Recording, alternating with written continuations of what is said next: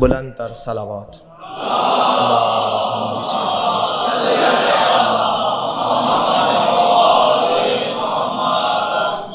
السلام علیکم ورحمۃ اللہ۔ اعوذ باللہ من الشیطان الرجیم، بسم اللہ الرحمن الرحیم۔ رب اشرح لی صدری ویسر لی امری واحلل عقدۃ من لسانی یفقہوا قولی۔ الصلاۃ والسلام علی اشرف الانبیاء والمرسلین واہل بیتہ الطیبین الطاہرین المعصومین المنتجبین المکرمین الحر المیامین، واللعنۃ الدائمۃ علی اعدائہم اجمعین من یوم عداوتہم الی یوم لقاء اللہ۔ قال اللہ الحکیم فی کتابہ المجید وفرقانہ الحمید، بسم اللہ الرحمن الرحیم۔ ومن اعرض عن ذکری فإن له معیشۃ ضنکا۔ صلوات۔ اللہم صل علی محمد وآل محمد عجل فرجهم۔ سب سے پہلے اپنی ذات کو اور اس کے ساتھ ساتھ تمام حاضر مومنین کو تقوی کی تاکید کروں گا، وصیت کروں گا، نصیحت کروں گا کہ تقوی کو ہاتھ سے تھامے رہیں اور تقوی سے دور نہ ہوں۔ جس چیز کی ہر جمعے میں ہر خطیب جمعہ ہر جگہ پر تاکید کرتا ہے، اس تقوی کا ہماری زندگی میں اثر کہاں کہاں ہونا چاہیے اور کیا اثر ہونا چاہیے۔ اگر ہم اپنے آپ کو متقی سمجھتے ہیں، اگر ہم اپنے آپ کو تقوی کا دامن تھامے ہوئے حالت میں سمجھتے ہیں، اس کا اثر ہماری زندگی میں کہاں نظر آنا چاہیے۔ ہمیں غور کرنا چاہیے اس نقطے پر کہ وہ کیا چیز ہے جس کی تاکید بار بار کی جا رہی ہے، جو لقلقے زبان کی حد تک یا فقط سماعتوں کی حد تک، تاکیدات زبانی کی حد تک نہ رہے، بلکہ یہ تقوی اگر ہم کون سا ایسا پیرامیٹر ہے، کون سا ایسا اسکیل ہے کہ جس اسکیل پر ہم تقوی کو اپنے اندر چیک کرنا چاہیں، بہترین اپنے لیے بہترین ناقد اور بہترین جج، منصف جج بن کر اگر ہم اپنے آپ کو چیک کرنا چاہیں کہ جس چیز کی تاکید ہر جمعے کو کی جاتی ہے وہ ہمارے اندر کتنا موجود ہے، اس سے ہم کتنا دور ہیں، اس کو ہم نے کتنا تھاما ہوا ہے۔ اگر وہ ہم میں ہو تو ہمارے حالات زندگی کیسے ہوں گے، اگر وہ ہمارے پاس نہ ہو، وہ ہماری مٹھی میں نہ ہو، جس کا نام تقوی ہے، اگر وہ ہمارے پاس نہ ہو تو ہمارے حالات کیسے ہوں گے۔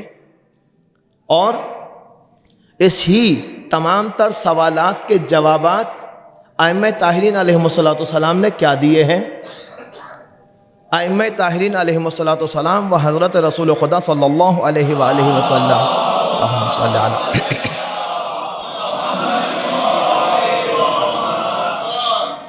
کی سفارشات کے اندر، ان کی فرمائشات کے اندر اس تقوی کا کیا معنی ہے اور اس تقوی کے کیا آثار ہیں۔ اگر ہم اس درسگاہ سے جو منسلک ہے خداوند تبارک و تعالیٰ سے ڈائریکٹ، جن مدرسین میں سے، جن معلمین میں سے، جن سکھانے والوں میں سے کوئی ایک بھی ایسا نہیں ہے کہ جس نے دنیا کی کسی درسگاہ سے زان و ادب طے کر کے کچھ سیکھا ہو، بلکہ ہر ایک اس کائنات کے اندر، ان 14 میں سے ہر ایک جب بھی اس کائنات کے اندر تشریف لائے، جلوہ افروز ہوئے، اس وقت ان کے پاس وہ تمام علوم موجود تھے کہ جن علوم کو ان سے پہلے والے حجت الہی کو خدا نے دے کر بھیجا تھا۔ ہم اسی لیے کہا کرتے ہیں کہ ہمارے یہ 14 بالکل ایک جیسی حیثیت، ایک جیسے اختیارات، ایک جیسی مقام علمی خدا کی طرف سے لے کر اس کائنات میں ہم پر ایز اے حجت الہی معین کیے جاتے ہیں۔ اور خود ان کی عظمت کے حوالے سے اور ان کی شناخت کے حوالے سے کہ جن کے اقوال میں ابھی ہمیں تقویٰ دیکھنا ہے، جن کی فرمائشات میں ابھی ہمیں تقویٰ دیکھنا ہے، ان کی عظمت کے حوالے سے اتنا ہی کافی ہے ہمیں سمجھنے کے لیے۔ کیا کافی ہے؟ وہ یہ کہ اللہ تبارک و تعالیٰ تمام خلائق کو، خداوند تبارک و تعالیٰ تمام خلائق کو، تمام انسانوں کو، تمام ذی شعور کو حکم دے رہا ہے کہ ان کے تابع ہو جاؤ۔ خدا ان کی طرف ہم اور آپ کو ریفر کر رہا ہے، اور ان کے اندر کیا کوالٹیز ہیں کوئی نہیں جانتا سوائے ان کے اور خدا کے۔ اتم میں مصداق معصوم غیر معصوم جان نہیں سکتا، کامل ترین مصداق معصوم کوئی جان نہیں سکتا مگر یہ کہ معصوم ہستی ہو، اس لیے کہ وہ اتنا عالی و عرفہ مقام ہے کہ جس عالی و عرفہ مقام تک کی رسائی عام غیر معصوم عقل کے بس کی بات نہیں ہے۔ اور ہم سب ان 14 کے علاوہ ہم سب، چاہے کوئی مجتہد ہو، چاہے کوئی عالم ہو، چاہے کوئی علامہ ہو، وہ ہر ایک جو میں نے ابھی 3 نام لی اور ان کے علاوہ سب، ہر ایک اپنی اپنی بساط علمی اور اپنے اپنے مطالعے کی رینج میں ان کی معرفت حاصل کر لیتے ہیں، اپنے اپنے مطالعے کی رینج میں۔ ان کی کیا اصل حقیقت ہے کو جان نہیں سکتے۔ بس ہمیں دیکھنا ہے کہ وہ تقویٰ ان 14 کے جن کے مقام کو بھی ہم پہچان نہیں سکتے، جن کے اصل رتبے علمی کو بھی ہم شناخت نہیں دے سکتے، انہوں نے ہمیں اس تقویٰ کے جس کی تاکید ہر جمعے کو ہر ایک کو کی جاتی ہے، ہر خطیب کرتا ہے، اس تقویٰ کا کیا مقام ہے؟ توجہات کا طالب ہوں اور محمد وآل محمد صلوات اللہم صلی علی محمد آل محمد عجل فرجہ۔ تقویٰ انسان کے لیے، اگر با تقویٰ انسان ہے، اس کے اندر آثار کیسے پائے جائیں گے؟ مشکلات کے حل کے لیے بہترین راستہ تقویٰ اختیار کرنا ہے۔ اللہ کا خوف ایسا انسان اپنے ذہن کے اندر رکھے کہ اپنے آپ کو، جب انسان یہ دعویٰ کرتا ہو کہ متقی ہے، جب انسان اجتماع میں ہے، اس کے دل میں خدا اور اہل بیت اطہار علیہم السلام کا جو کانسیپٹ ہے کہ خدا دیکھتا ہے، خدا سنتا ہے، خدا سماعت رکھتا ہے، خدا بصارت رکھتا ہے، ہر کائنات کے ہر نقطے پر اس کی دسترسی ہے، ان کی دسترسی ان کی اجازت سے ہے، اس کی اجازت سے ہے۔ اب اگر ایک انسان اپنے آپ کو با تقویٰ سمجھتا ہے تو اپنے آپ کو جیسے مجمع کے اندر متقی ثابت کرنے کے لیے چند افعال کو انجام دیتا ہے، ظاہری طور پر گناہ نہیں کرتا، اجتماع کے اندر ظاہری طور پر کسی خطا کی طرف نہیں جاتا، اس اجتماع کے اندر کبھی اپنے بیوی بچوں کے ساتھ بیٹھا ہے، اسی اجتماع کے اندر کبھی کبھار اپنے محلے داروں کے ساتھ بیٹھا ہے، اسی اجتماع کے اندر کبھی کبھار اپنے کولیگز کے ساتھ بیٹھا ہے۔ ان تمام تر مراحل اجتماعی کے اندر اپنے ظاہری طور پر اعمال کو گناہ سے بچاتا ہے، کیوں؟ جو افراد دیکھ رہے ہیں ان کے سامنے عزت رہ جائے۔ کیا یہ واقعی میں حقیقت تقویٰ یہی ہے؟ نہیں۔ متقی حقیقی وہ ہے کہ جو جس طرح سے اپنے مساوی افراد، غیر معصوم شخص غیر معصوم کے سامنے اپنے آپ کو متقی ثابت کرنے کے لیے چند گناہوں سے یا تمام گناہوں سے بچاتا ہے، جب اسے خلوت مل جائے، جب اسے خلوت مل جائے، اس کا اپنے آپ کو گناہ سے بچانے کا ریشو 0.1% بھی کم نہ ہو، ویسا ہی رہے کہ جیسے خدا ادھر مجھے دیکھ رہا تھا یہاں بھی مجھے دیکھ رہا ہے۔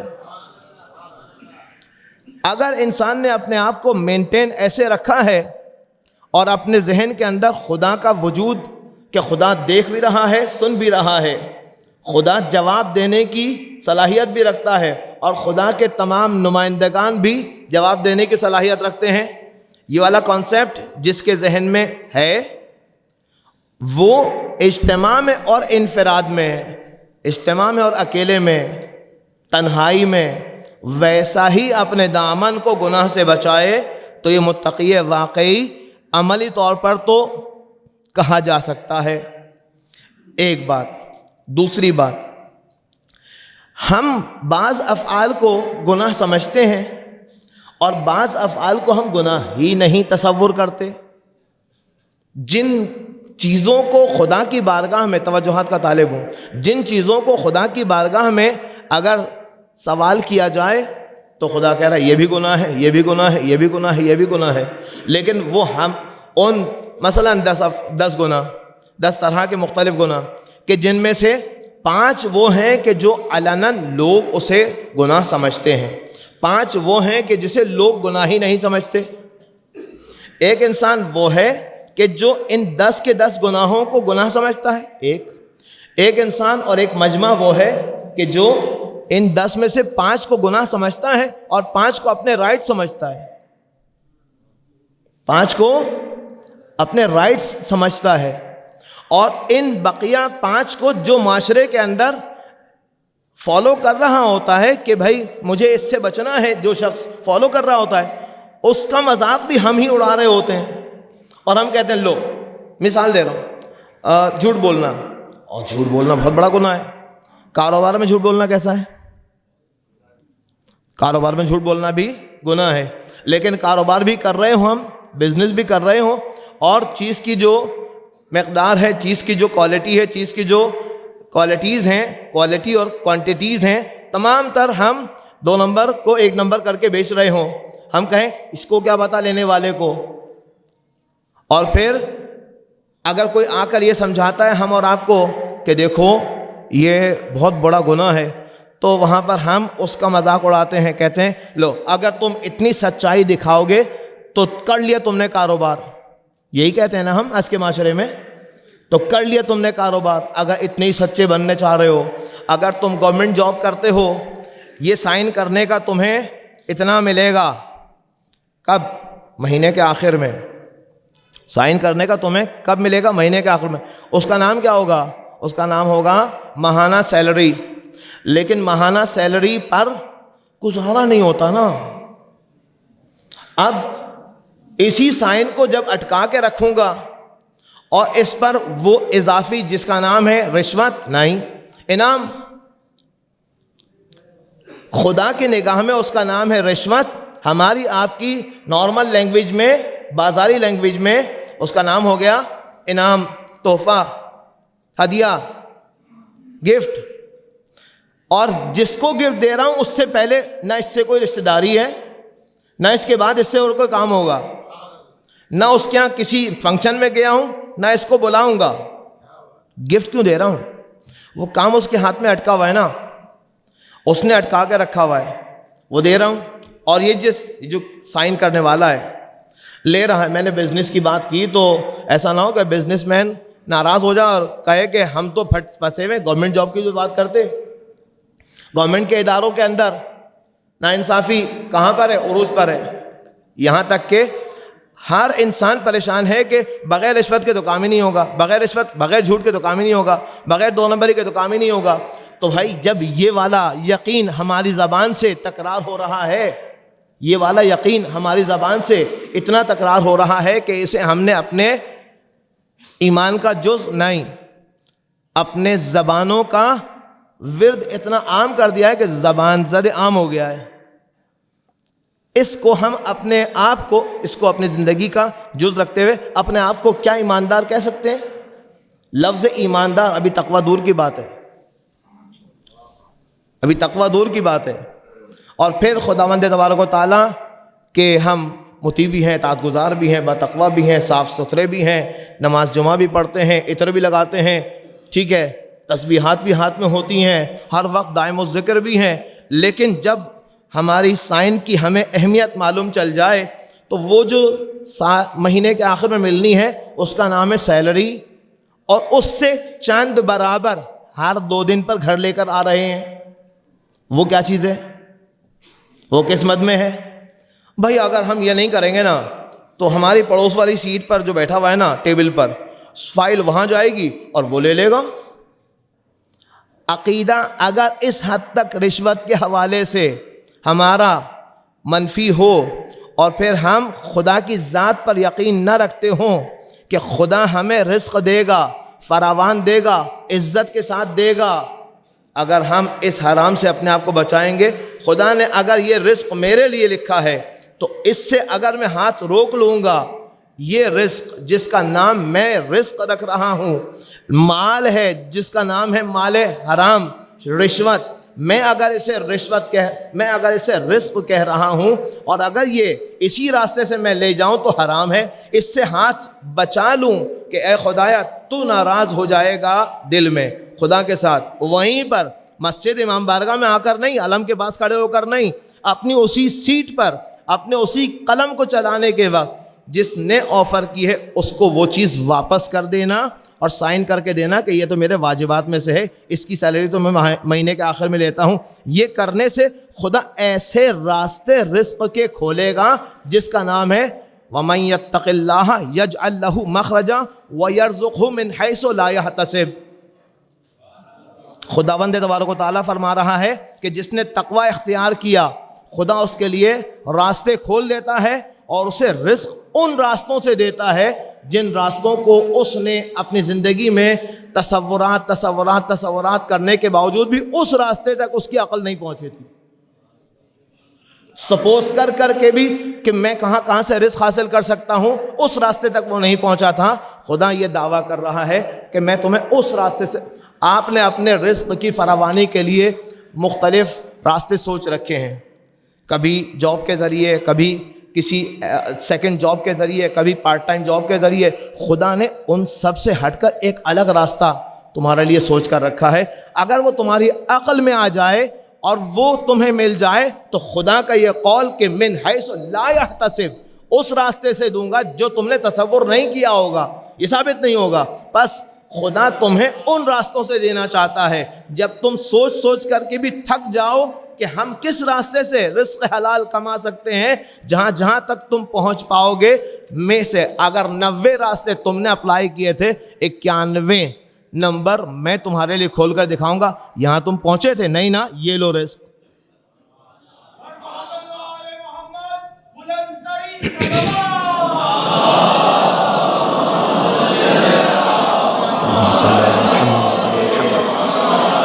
یہی قلم کو ہاتھ سے چلانا،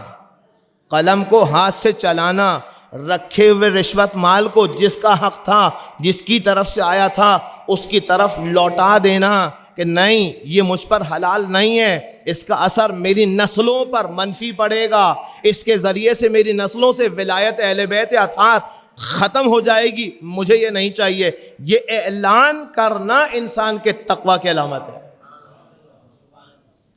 یہ اعلان کرنا آج کے معاشرے میں تقوی کی علامت اور آج کے معاشرے کے لوگوں کی نگاہوں میں بیوقوفی، سادگی۔ لو آ گئے ایمانداری کرنے، ان کے بچے پڑھ کے دکھا دیں اچھے اسکولوں میں، ان کے بچے اس ایمانداری کے ساتھ کہیں پر کچھ کر کے دکھا دیں، کہیں پہنچ تو پائیں۔ یہ جو جملے ہیں، یہ جملے خود بتا رہے کیا ہیں؟ یہ جملے بتا رہے ہیں کہ ہمیں عقیدہ یہ ہے، نعوذ باللہ نعوذ باللہ نعوذ باللہ، ہمیں عقیدہ یہ ہے کہ حرام مال سے ہی ہم اپنے بچوں کو اچھے اسکولوں میں پڑھا سکتے ہیں۔ عقیدہ یہ ہے، اور ہم اپنے آپ کو باتقوی اور مومن کہتے ہیں، چار معصومین کے ماننے والے کہتے ہیں۔ وہ یہی تو کہہ رہا ہے خدا اور اہل بیت اطہار علیہم السلام کہ تم ظاہری طور پر وسائل کو نہ دیکھو، من حیث لا یحتسب کو بھی تو سمجھنے کی کوشش کرو کہ ایسے راستے سے جس کو تم نے تصور نہیں کیا ہے، ہم اہل بیت اطہار، میں خدا تمہارے لیے کھول کر دکھاؤں گا، جس کا نام ہے خدا کی طرف سے رزق کی بارش ہونا۔ رزق حلال کی بارش ہونا. تقوی انسان کی زندگی میں ہر طرح کی مشکلات کو حل کرتا ہے. اچھا، بے تقوی انسان کیا چیز ہے؟ وہ کلام خدا جو میں نے سرنامہ کلام کے طور پر تلاوت کا شرف آپ مومنین کرام کی خدمت میں حاصل کیا. وہ کیا جملہ؟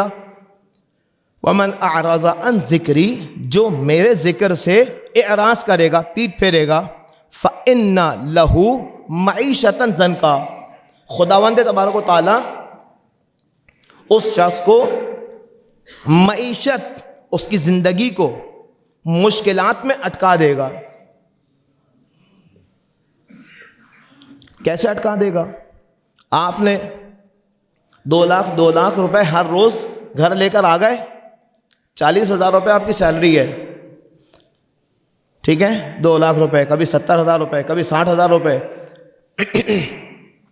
اور اچانک دل کا دورہ پڑا، ہاسپٹل گئے، ہاسپٹل نے کہا 25 لاکھ روپے جمع کرانے ہوں گے. آ گیا مزہ، آ گیا. 25 لاکھ روپے جمع کرانے ہوں گے، 5 لاکھ روپے جمع کرانے ہوں گے. اچھا، وہاں پر شیطانی افکار بھی آتی ہیں. وہ شیطانی افکار کیا ہیں؟ اچھا ہوا ہم نے یہ کمایا ہوا تھا، کام آ گیا. توجہ ہے؟ اچھا ہوا ہم نے یہ کمایا ہوا تھا، کام آ گیا، نہیں کمایا ہوتا تو ہم تو مر جاتے. جواب، اس شیطانی فکر کا جواب، تم نے یہی کمایا تھا، اسی کی فکر تھی جبھی تو پڑا ہے، دل کا دورہ جبھی تو پڑا ہے. یہ نہ کمایا ہوتا، جیب نارمل ہوتی، متوسط ہوتی، درمیانی ہوتی، نہ اس کا دغدغہ ہوتا، نہ دورہ پڑتا، اور نہ خدا اس میں گرفتار کرتا.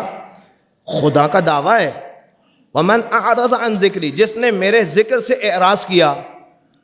ہم 5 وقت کی نماز بھی پڑھتے ہوں اور خدا کے ذکر سے اعراض کس کو کہتے ہیں؟ پھر پیٹ پھیرنا کس کو کہتے ہیں؟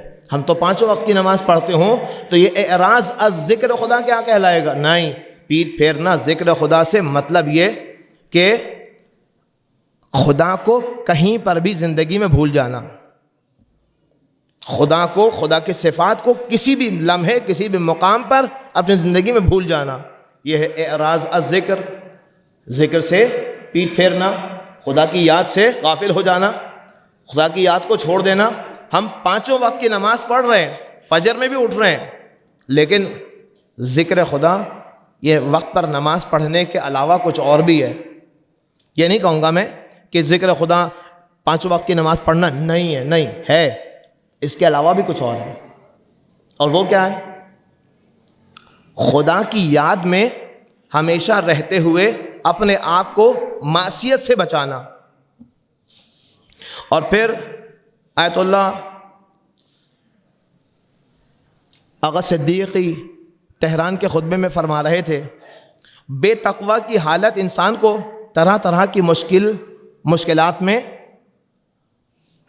گہری کھائی میں گرا دیتی ہے. جب بے تقوی انسان ہوتا ہے نا، تقوی سے دوری انسان کو کھائی میں گرا دیتی ہے.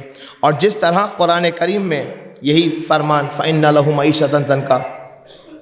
اچھا، جو تقوی والا ہوتا ہے اس کی زندگی میں کیا آثار ہوں گے؟ اس کو خدا امتحانات میں ڈالتا ضرور ہے، مشکلات میں نہیں ڈالتا، امتحانات میں ڈالتا ہے. اور اس کے صبر کا امتحان پورا ہو جانے کے بعد خود خدا اپنی قدرت سے اسے نکال لیتا ہے، اس مشکل سے خدا نکال لیتا ہے.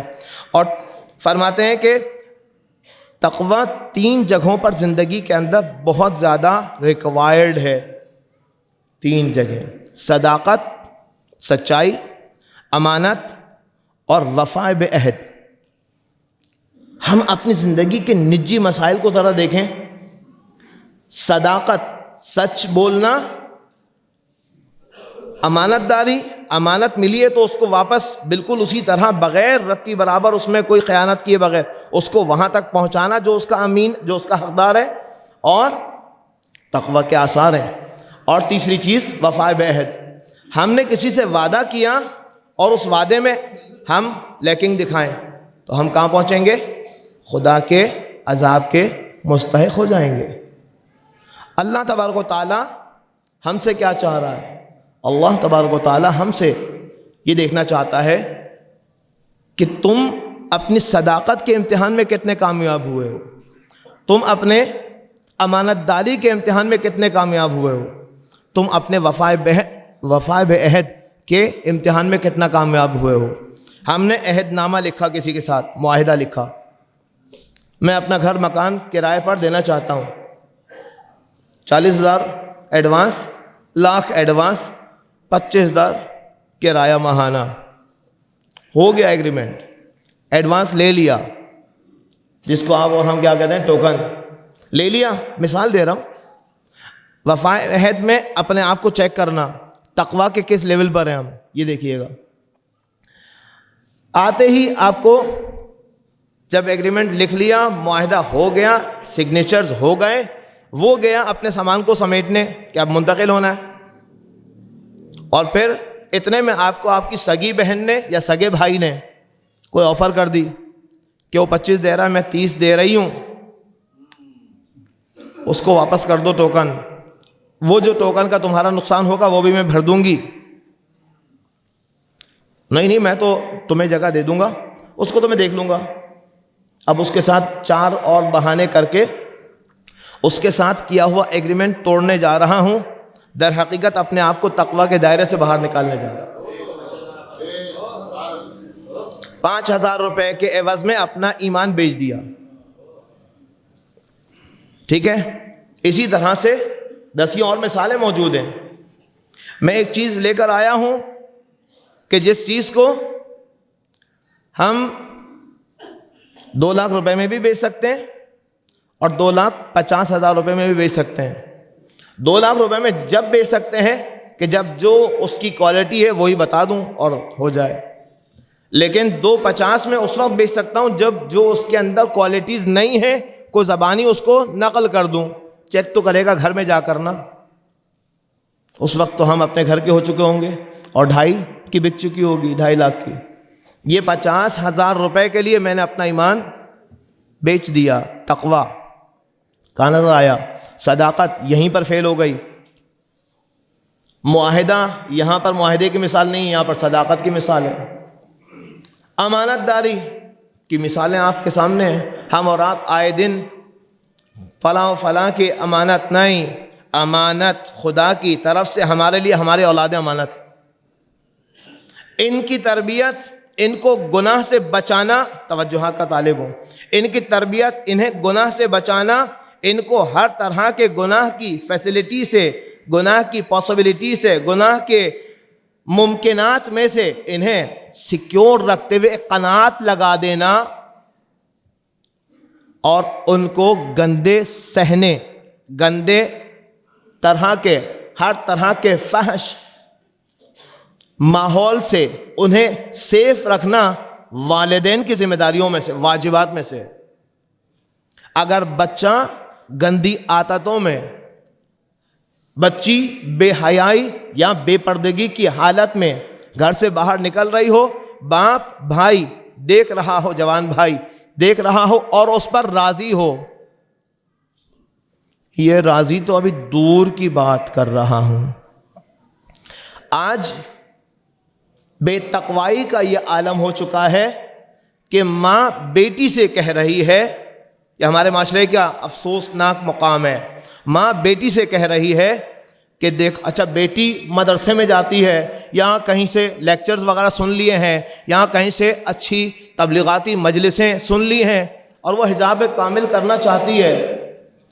اب اس حجاب کو گھر کے اندر اس کے لیے ایک مسئلہ بنا دیتے ہیں۔ کون؟ ہم والدین، کون؟ ہم مائیں، کون؟ ہم بہنیں، بڑی بہنیں، لو تم حجاب کرو گی ہم پھر اور بوڑھے لگیں گے، تم چادر لوگی تو تمہیں پہچانے گا کون، تم چادر لوگی تو تمہیں دیکھے گا کون، پھر تمہارا رشتہ کیسے ہوگا؟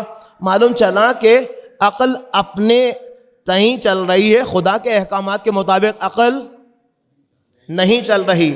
احکام خدا میں عقل اگر چل رہی ہوتی تو خدا پر توکل کرتی ہوئی ماں یہ کہتی، بیٹا تمہیں ایسی ہی حالت میں رہنا ہے، جو مرضی معبود۔ یاد آ رہا ہے وہ جملہ، لفظ جو مرضی معبود سے؟ کون سا والا جملہ؟ بی بی سیدہ سلام اللہ علیہا کے پاس اللہم صلی علی محمد و آل محمد وعجل فرجہ کے پاس یہودی کے گھر سے شادی کی دعوت آئی ہے. بی بی کے پاس کون سے کپڑے ہیں؟ پیوند لگے ہوئے. اے بابا جان، یہودی کے گھر سے شادی کی دعوت آئی ہے اور میں شادی میں ان کے ہاں جاؤں اور میرے پاس تو فاخرہ لباس نہیں ہے، یہ تو بڑے مالدار لوگ ہیں.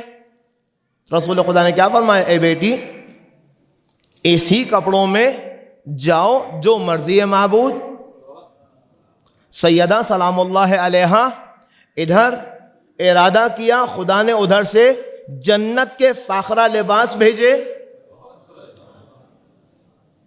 اب اندازہ لگائیے کہ ہم اپنی عقل چلا کر اپنے آپ کو کہیں سے کہیں گناہ کے ماحول میں رکھ کر پہنچانا چاہتے ہیں، اور کبھی کبھار امتحان دینا پڑتا ہے.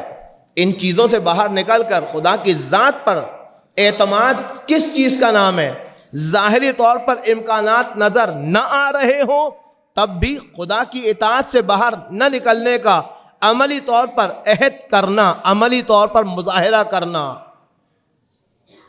بھائیوں کا اور باپ کا فریضہ ہے کہ بہنوں کو اور بیٹیوں کو، اور شوہروں کا فریضہ ہے کہ بیویوں کو بے حجاب حالت میں، لفظ بے حجاب کہہ رہا ہوں، حالت میں گھر سے باہر نکلنے نہ دیں، اور وہ نکل رہی ہوں تو اس پر اپنی ناراضگی کا اظہار کریں. نہ نہ نہ نہ، یہ ناراضگی کا اظہار کریں تو بہت پیچھے رہ گیا. آج ماحول کیا ہو گیا ہے؟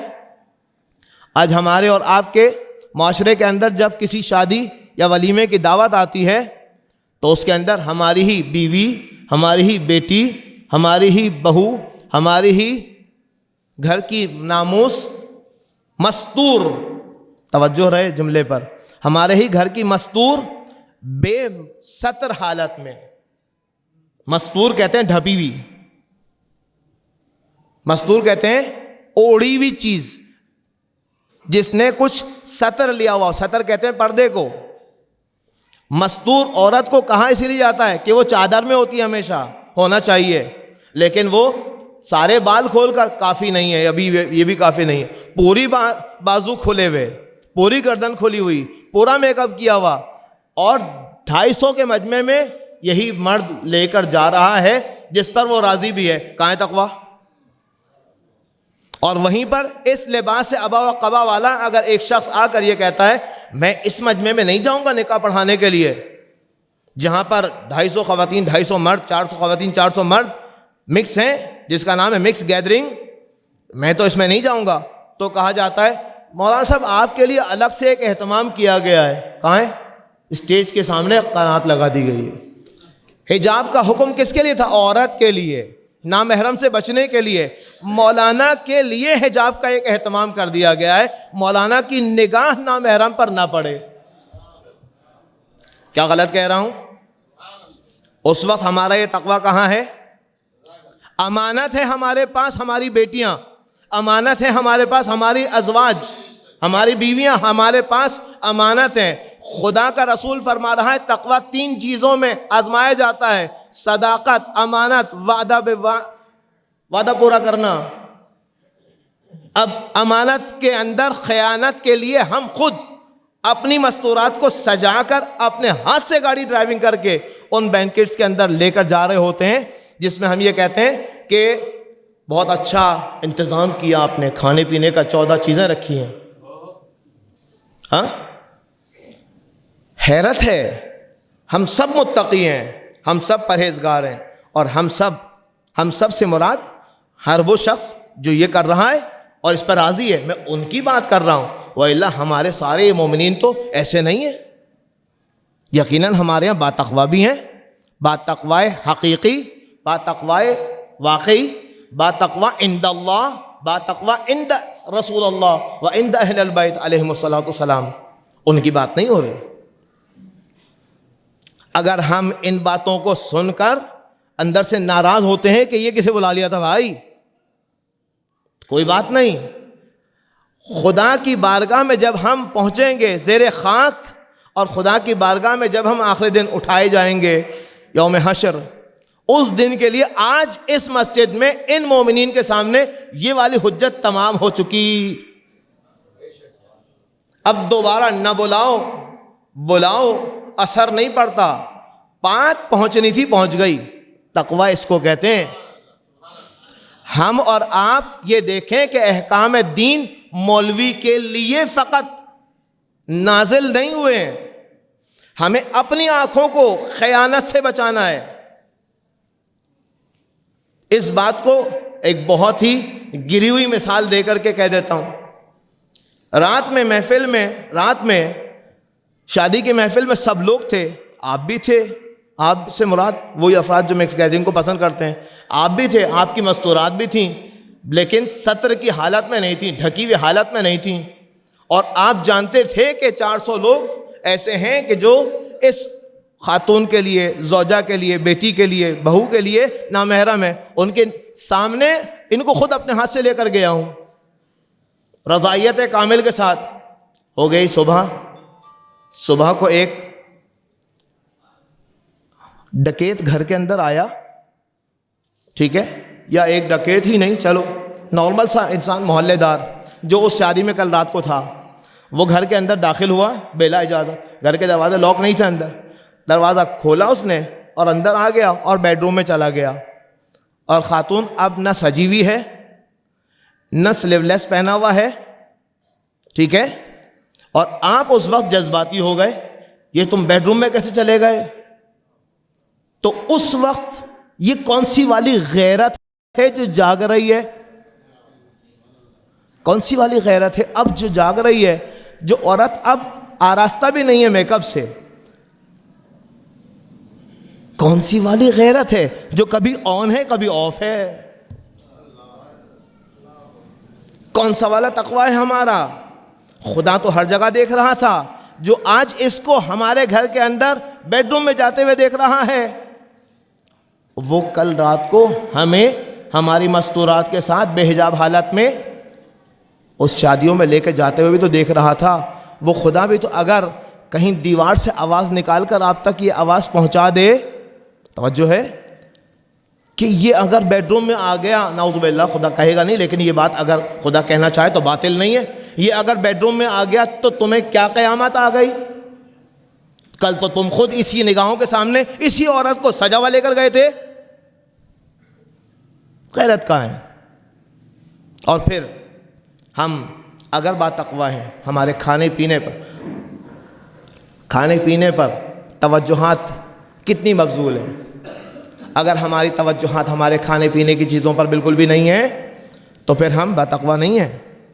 ہم کچھ خرید رہے ہیں، 20 روپے کا، 40 روپے کا پڑیا جس کے اوپر ربر بینڈ لگا ہوا ہے، مجھے پتا ہے کہ لوگ ناراض ہوں گے یا خوش ہوں گے، مجھے نہیں چاہیے ناراضگی اور خوشی۔ خدا کی بارگاہ میں کھڑا ہوا ہوں، ممبر اور محراب کا فریضہ انجام دے رہا ہوں، کل کو کوئی یہ نہ کہے ہمیں تو پتہ ہی نہیں تھا۔ ہمیں یہاں پر شعلہ بیانی اور خطابت کے جوہر نہیں دکھانے، اصل حق بات کرنی ہے۔ کھانے پینے کی چیزیں، پڑیا خریدی، صبح سے لے کر شام تک میں 4 پڑیاں خالی کر دیں، پھانکا چبایا پھینکا، پھانکا چبایا پھینکا، اس کے انگریڈینٹس کو نہیں دیکھ رہے۔ گائے کا خون بھی ہے اس میں، خون اگر گوشت آپ خرید کے لے کر آئے اور دھوئے بغیر آپ پکا رہے ہوں، خون پکا رہے ہیں، کھا رہے ہیں، حرام ہے۔ اور وہاں سے خون خرید کر سوکھا ہوا خوشبودار چیزوں کے ساتھ مکس ہوا خرید کر جیب میں رکھ کر بڑے شوق سے کھا رہے ہیں اور پھانک رہے ہیں صبح سے شام تک میں 80 مرتبہ۔ تقوی کہاں ہے؟ اور جی بس اتنا صحیح عرض کروں گا کہ اہل بیت اطہار علیہم السلام کی ولایت کا دامن تھامے ہوئے اگر ہم ہیں، اہل بیت اطہار علیہم السلام کی ولایت کا آثار ہماری زندگی میں ہمیں نظر آنے چاہیے۔ اگر ہم جرأت کر سکتے ہیں اور جری ہیں، بہادر ہیں، تو اپنے گھروں میں اپنی خواتین کو حجاب کرنے کی تاکید کریں۔ جو بچیاں ہیں انہیں سکھایا جائے اور ان کو راہ راست پر لانے کے لیے سب سے پہلے بھائیوں، شوہروں اور باپوں کو جاگنا پڑے گا۔ اسی کے ساتھ میں آج اپنے اس پہلے خطبے کو اختتام پذیر کرتا ہوں اور اس کے ساتھ ہی دعا کرتا ہوں کہ اے خدایا بحق اہل بیت اطہار علیہم السلام، یہ وہ نقاط جن پر آج یہاں پر روشنی ڈالی گئی، پر ہمیں جرأت کے ساتھ گھروں میں ڈیسیجن لینے میں کامیابی عطا فرما۔ بسم اللہ الرحمن الرحیم والعصر ان الانسان لفی خسر الا الذین آمنوا وعملوا الصالحات وتواصوا بالحق وتواصوا بالصبر۔ اللہم صل علی محمد وآل محمد۔ اعوذ باللہ من الشیطان الرجیم، بسم اللہ الرحمن الرحیم۔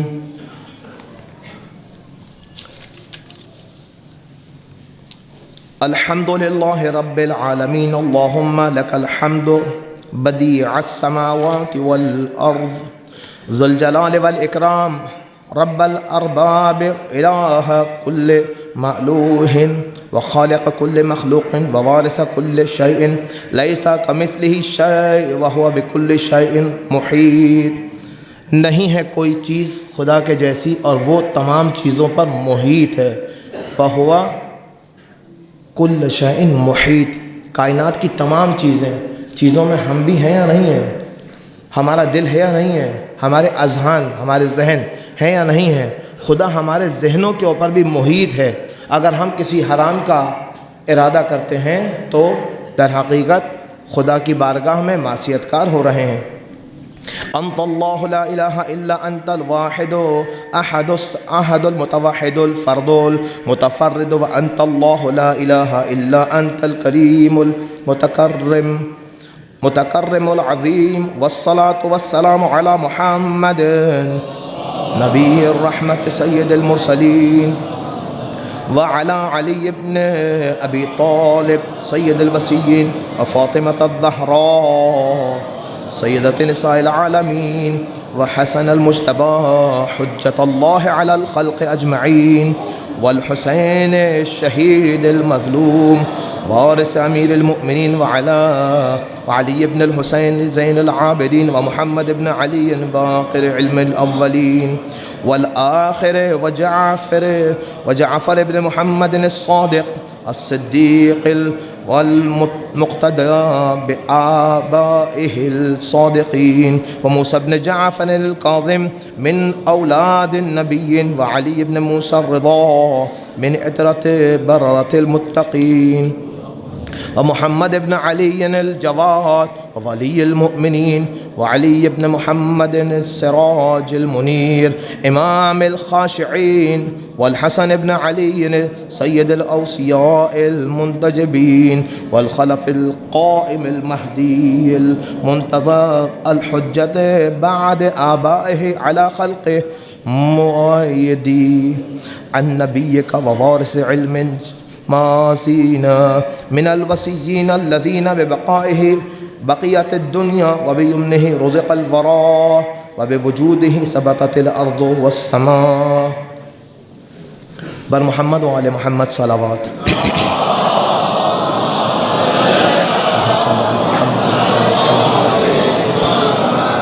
وبه يملأ الله الأرض قسطا وعدلا كما ملئت ظلما وجورا، وعجل لنا اللهم ظهوره إنهم يرونه بعيدا ونراه قريبا برحمتك يا أرحم الراحمين۔ اللهم صل على محمد وآل محمد۔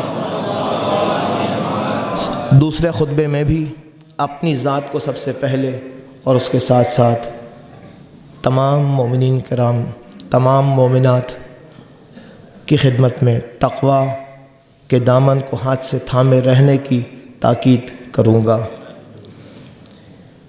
ان خطبوں کے ذریعے سے ہم اور آپ کو عربی کے اندر صحیح مطالب کو بیان کیا جا رہا ہے کہ یہ مطالب ہر ہفتے ہم ریوائز کریں اور سنیں، نہ فقط سنیں، ہر ہفتے ریوائز کریں، اسے سمجھیں، نہ فقط سمجھیں، ہر ہفتے سنیں، سمجھیں اور اپنے عمل کا جز بنائیں اس میں بیان کیے گئے مطالب کو۔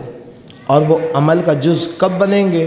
جب ہم سمجھیں گے، جب ہم ارادہ کریں گے۔ اگر ہم صرف یہ ذہن میں رکھیں کہ قبلہ آئے تھے، انہوں نے عربی میں کوئی خطبہ دیکھ کر پڑھا تھا اور وہ واجب تھا یا مستحب تھا، ان کے اوپر پڑھنا ضروری تھا خطبے کے طور پر، اور ہم نے بس سر نیچے کر کے سنا سنا سنا. کیا چیز سنا؟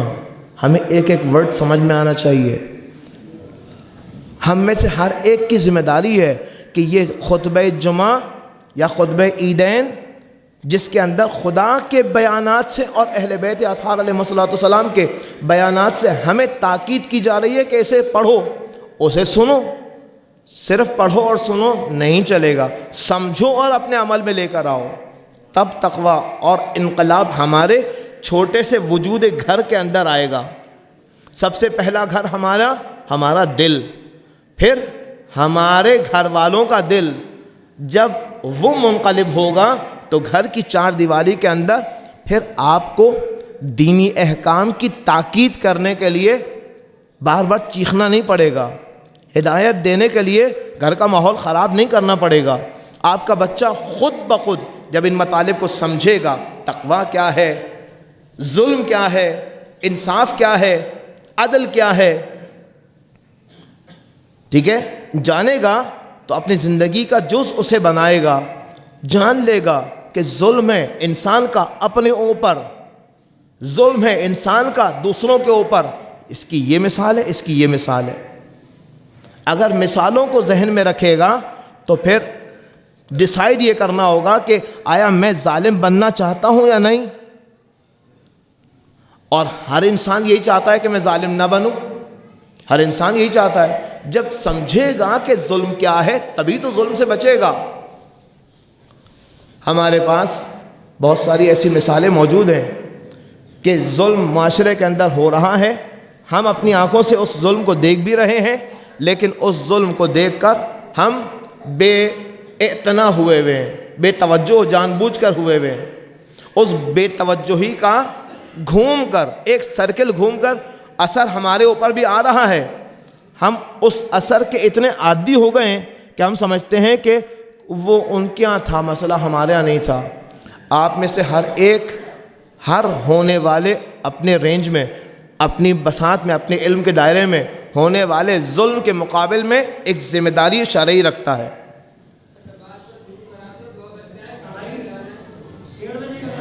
بر محمد و آل محمد صلوات، بر محمد و آل محمد صلوات. اس وقت فقط 2 سے 3 منٹ کی زحمت. اس وقت ہمارے معاشرے میں جو ظلم ہو رہا ہے وہ ہمارے مکتب پر ہونے والے مظالم میں سے، بڑے مظالم میں سے ایک ظلم ہے، اور وہ بل ہے جس بل کو بعض لوگوں نے منظور ایسے کروا دیا کہ جو محمد اور آل محمد علیہ السلام پر ظلم کرنے والے، لیکن ان کو صحابہ کرام ثابت کرنا اس بل کے اندر، اور صحابہ کرام ثابت کروا لینے کے بعد ان کے احترام کو ہم اور آپ پر واجب قرار دینا، ہم اور آپ پر واجب قرار دینا، باعث کہ خود ائمہ طاہرین علیہ السلام کی تعلیمات سے ان کے لیے کسی طرح کا کوئی احترام، ان کے لیے کسی طرح کا کوئی احترام، عزت، مقام دین اسلام کے اندر نہیں ہے. ظاہری طور پر توہین کرنے سے منع کیا سب نے، لیکن آپ کچھ بھی نہیں کہہ سکتے. یہ بل پاس ہونا اور اگر آپ کے منہ سے کچھ نکل گیا اور اس کے مطالب نکال کر کے آپ کو عمر قید اور 3 سال قید اور 10 سال قید کی سزا کو معین کرنا، یہ ظلم عظیم ہے. اس ظلم عظیم کے مقابل میں ہماری کیا ذمہ داری بنتی ہے؟ اپنے اپنے رینج میں آواز اٹھانا پر محمد و آل محمد صلوات. اللہم صلی علی محمد و آل محمد. بسم اللہ الرحمن الرحیم. قل هو اللہ احد اللہ الصمد لم یلد ولم یولد ولم یکن له کفوا احد. اللہم صلی علی محمد و آل محمد وعجل فرجہ. خداوندہ بحق اہل بیت اطہار علیہ السلام ہم سب کو دین مبین اسلام پر عمل کرنے کی توفیق عطا فرما. معارف اہل بیت اطہار علیہ السلام سیکھنے اور سمجھانے کی، سیکھنے، سمجھانے اور اس پر عمل کرنے کی توفیق عطا فرما. خداوندہ بحق اہل بیت اطہار علیہم السلام تمام مریض مؤمنین کو شفائے عاجل و کامل عطا فرما، تمام مؤمنین کو تمام وبائی امراض سے محفوظ فرما۔